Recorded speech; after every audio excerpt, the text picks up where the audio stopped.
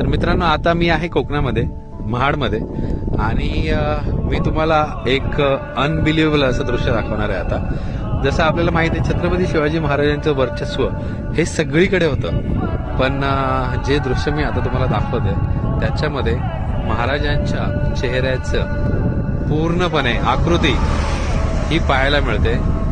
जी समोर पर्वतरांग आहे तिकडे बघा, महाराजांची जिरेटोप, त्याच्यानंतर डोळे, नाक, होठ आणि दाढी, हे सगळं बघा किती हुबेहूब पाहायला मिळते. तुमच्यापैकी किती जणांनी तिकडे येऊन हा अनुभव घेतलाय हे नक्की मला कॉमेंट सेक्शन मध्ये सांगा.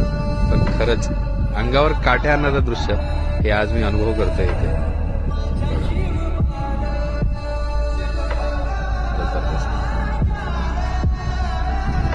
आहे की नाही? म्हणजे महाराजांचं वर्चस्व हे निसर्गामध्ये